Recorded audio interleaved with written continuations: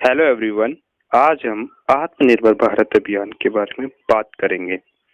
आत्मनिर्भर भारत अभियान में हमारी सरकार के द्वारा जो 20 लाख करोड़ रुपए का स्टिमुलस इकोनॉमिक पैकेज की घोषणा करी गई है, उसके बारे में हम यहाँ बात करेंगे। एक्चुअल में ये रिलीफ फंड नहीं होकर के एक इकोनॉमिक पैकेज है। रिलीफ फंड और इकोनॉमिक पैकेज में डिफरेंसेस होते हैं। क्या डिफरेंसेस होते हैं? रिलीफ अब हम बात करेंगे डिफरेंसेस क्या होते हैं। तो रिलीफ फंड जो होता है वो उसमें डायरेक्ट बेनिफिट्स दिया जाता है पीपल ऑफ द कंट्री, जो देश के जो लोग हैं, जो हमारी जो पॉपुलेशन है, उसको डायरेक्ट बेनिफिट दिए जाते हैं।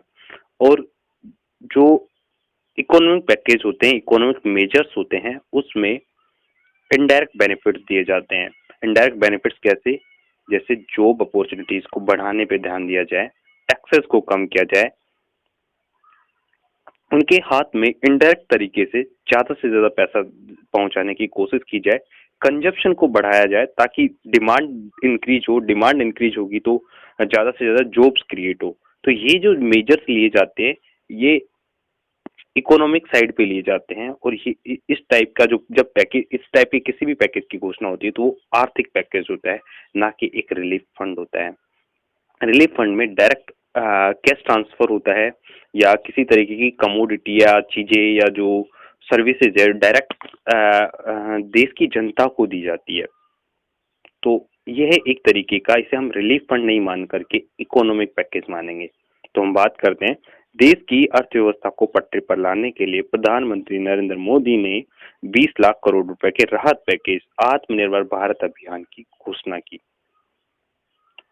ये जो 20 लाख करोड़ रुपए का पैकेज की जो घोषणा की गई है, ये हमारी अर्थव्यवस्था को रिफ्यूल करने की का एक बहुत बड़ा प्रयास है। रिफ्यूल करने के लिए किया गया है और ये बहुत ही शानदार मेजर हो सकता है आने वाले दिनों के लिए।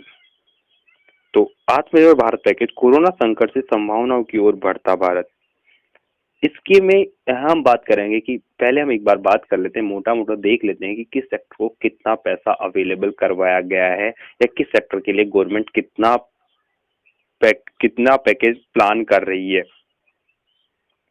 22 मार्च 2020 से जो टैक्स छूट दी जा रही है गवर्नमेंट के द्वारा, वो अप्रोक्सीमेट 7,800 करोड़ रुपए, 7,800 करोड़ रुपए की है। प्रधानमंत्री गरीब कल्याण पैकेज में 1,70,000 करोड़ रुपए का गवर्नमेंट का बजट, गवर्नमेंट का जो है फंड है। स्वास्थ्य क्षेत्र के लिए जो प्रधानमंत्री ने घोषणा की वो 15,000 करोड़ रुपए की है, और ये घोषणाएं पहले ही की जा चुकी है। एमएसएमई सहित व्यवसायों के लिए इमरजेंसी वर्किंग कैपिटल सुविधा, यानी कि उन्हें काम करने के लिए जो अभी इमरजेंसी जो फंड चाहिए वो 3 लाख करोड़ रुपए तक का है। तनावग्रस्त एमएसएमई, यानी कि जो एनपीए चल रहे हैं, नॉन परफॉर्मिंग असेट है, ऐसे व्यवसाय, ऐसे बिजनेसेस जो परफॉर्म नहीं कर रहे हैं, प्रॉफिट नहीं अर्न कर रहे हैं, उनके लिए 20,000 करोड़ रुपए का की कर्ज की व्यवस्था की जाएगी। उसका जो गारंटियर होगा, कोलेटरल फ्री गवर्नमेंट होगा, कोलेटरल फ्री गारंटी गवर्नमेंट देगी। यानी उन्हें कोई भी अपने असेट गवर्नमेंट के पास गिरवी नहीं रखने पड़ेंगे, बिना किसी असेट को गिरवी रखने। हाँ, कोलेटरल पे भी हम बात करेंगे, एक बार पूरे इसको देख लेते हैं। एमएसएमई के लिए फंड्स ऑफ फंड्स वो 50,000 करोड़ रुपए का होगा। व्यापार और श्रमिकों के लिए ईपीएफ समर्थन 2,800 करोड़ रुपए का होगा। ईपीएफ दरों में कमी 6750 करोड़ रुपए का फंड है।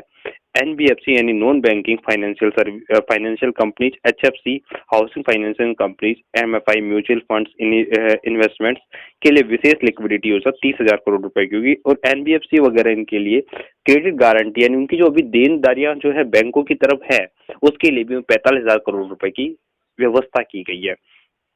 डिस्कॉम्स के लिए लिक्विडिटी, यानी पावर स्टेशन और पावर कंपनी जो है उन जो अभी घाटे में चल रही है। क्यों चल रही है? क्योंकि कॉमर्शियल सेक्टर का पूरा शट डाउन है, इसलिए कॉमर्शियल सेक्टर को वो अपनी बिजली बेच नहीं पा रही है।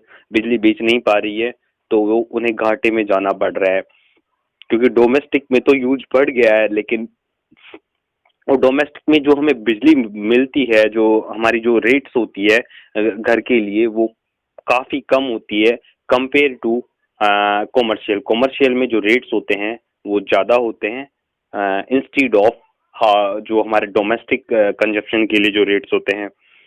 बात करें आप डिस्कॉम्स के बाद टीडीएस टीसीएस दरों में कमी के लिए 50,000 करोड़ रुपए, 2 महीने से फंसे हुए श्रमिकों को मुफ्त अनाज की आपूर्ति के लिए 3500 करोड़ रुपए, मुद्रा शिशु ऋण के लिए ब्याज सबवेंशन 1500 करोड़ रुपए, स्ट्रीट वेंडर्स को विशेष क्रेडिट सुविधा 5,000 करोड़ रुपए, आवास सीएलएसएस एमआईजी के लिए 70,000 करोड़ रुपए, नाबार्ड के माध्यम से अतिरिक्त आपातकालीन वर्किंग कैपिटल 30,000 करोड़ रुपए, केसीसी के माध्यम से अतिरिक्त क्रेडिट, ये किसान क्रेडिट कार्ड, केसीसी क्या होता है, किसान क्रेडिट कार्ड्स होते हैं और इनके लिए अतिरिक्त ऋण 2 लाख करोड़ रुपए का 2 लाख करोड़ रुपए का जो है फंड बनाया ताकि उससे अतिरिक्त ऋण दिया जा सके। माइक्रो फूड एंटरप्राइजेस के लिए 10,000 रुपीज, प्रधानमंत्री मत्स्य संपदा योजना के लिए 20,000 करोड़ रुपीज, टॉप से टोटल तक ऑपरेशन ग्रीन के लिए 500 crore rupees, agri infrastructure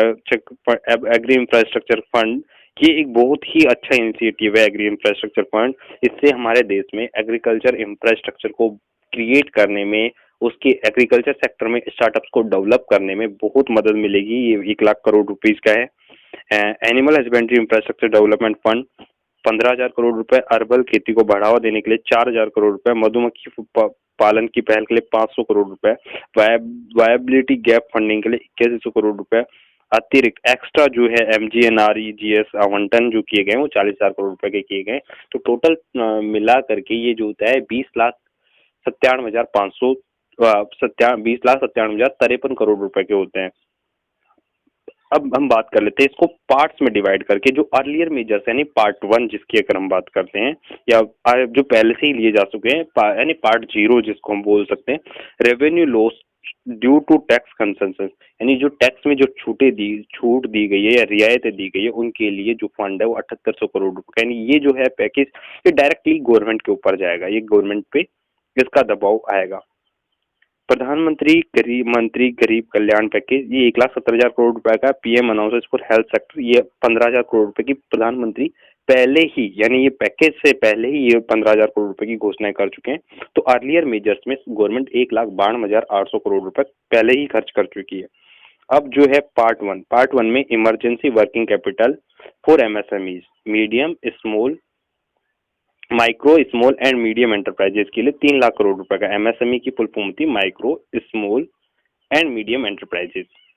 subordinate depth for stress MSME 20,000 crore जो कि एनपीए हो चुके हैं, एनपीए मतलब non performing assets. Fund of funds MSME 50,000 crore रुपए, ईपीएफ सपोर्ट ये 2,800 करोड़ रुपए का है, reduction in EPF rates 750 crore रुपए का है, 750 करोड़ रुपए, ये सारे मैं आपको पहले ही बता चुका हूँ, ये आप देख सकते हो, पीडीएफ आपको लिंक में डिस्क्रिप्शन में मिल जाएगी।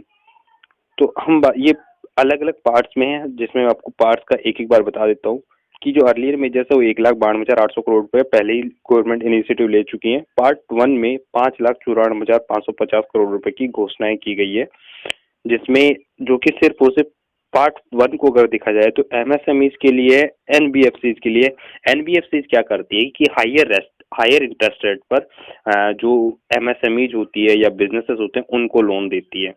तो एमएसएम ये भी है एक तरीके से सिर्फ बिजनेस सेक्टर के लिए, अगर एक तरीके से देखा जाए। पार्ट 2 अगर जिसको देखा जाए तो ये स्टार्टअप्स के लिए, ये भी एमएसएमईज के लिए, या फिर जो एग्रीकल्चर में और हाउसिंग में और जो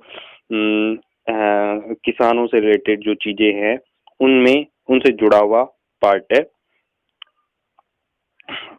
ये जो है पार्ट 2 में 3,10,000 करोड़ रुपए की टोटल घोषणाएं की गई, जिसमें सबसे बड़ी जो घोषणा है वो किसान क्रेडिट कार्ड के माध्यम से 2 लाख करोड़ रुपए तक के ऋण दिए जाएंगे, 2 लाख करोड़ रुपए के ऋण दिए जाएंगे, अतिरिक्त ऋण दिए जाएंगे।